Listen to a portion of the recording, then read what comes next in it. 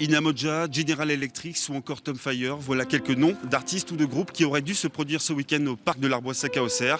Des concerts gratuits qui finalement n'auront pas lieu. Alors petit lot de consolation, la partie off du festival Catalpa est tout de même maintenue, avec au programme des artistes locaux qui se produiront tout au long de l'après-midi dans le centre-ville d'Auxerre, mais aussi dans des lieux insolites comme ici à l'abbaye Saint-Germain où se produit actuellement l'artiste mâconnaise Jeannette Berger.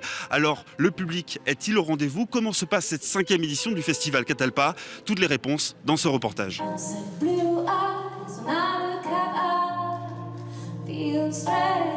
Il fait beau et il fait bon. Pour ce début de festival, la centaine de spectateurs présents à l'abbaye se laissent bercer par les accents blues et soul de Jeannette Berger. Des festivaliers un peu amers suite à l'annulation d'une grande partie des concerts. Déçu, c'est vrai qu'on se faisait une joie de venir ici. Moi je suis native d'Auxerre mais je venais d'Orléans, donc on avait vraiment envie, on attendait cet événement annuel et voilà, très déçu. On a plus ce côté entre nous. On aurait pu avoir un festival un peu plus éclaté. Hein, bon tant pis, on fera avec. Un festival Catalpa très différent des éditions précédentes. Une situation qui n'empêche pas Jeannette Berger de se faire plaisir sur la scène de l'abbaye. Pour l'artiste mâconnaise, l'annulation du IN pourrait même avoir des conséquences positives. Les gens vont peut-être se déplacer pour venir au off, peut-être plus que s'il y avait eu le IN qui aurait pris aussi un public.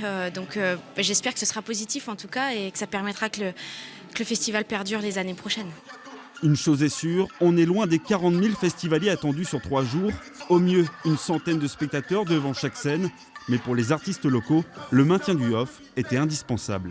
On passe toute une après-midi pour montrer tout notre savoir-faire en musique actuelle au conservatoire. Il y a même le swing band du conservatoire qui va jouer tout à l'heure. Donc c'est vraiment très important. C'est une journée sur laquelle on travaille depuis plusieurs mois, nous aussi. Et on se retrouve maintenant sur la place Saint-Étienne, tout près de la cathédrale où une scène de hip-hop a été improvisée. Pour m'accompagner, je suis avec Sylvain Briand, le directeur de la salle de concert Le Silex, l'organisateur également de cet événement, Catalpa. Alors Sylvain, forcément un petit peu déçu, j'imagine, de cette annulation du IN. Oui, évidemment, on a procédé à l'annulation vendredi dernier. On est une semaine après. Aujourd'hui, on aurait dû passer la journée avec General Electric, Naive New Beaters, The Chemist. La journée un petit peu différente. Mais voilà, on est quand même content qu'il n'y ait pas une page blanche cette année, même malgré l'annulation du IN, et qu'on puisse quand même offrir quelque chose aux Auxerrois et puis aux Iconais de passage.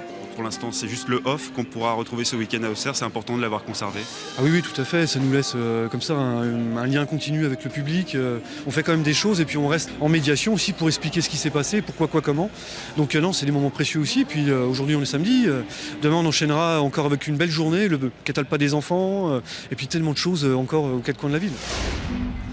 Et on referme cette page week-end avec une très belle démonstration, celle des comédiens du théâtre d'Auxerre qui participent actuellement à une déambulation dans les rues du centre-ville. Catalpa, ça reprendra demain à partir de 14h. Une dizaine de concerts sont prévus et en plus, apparemment, il fera beau.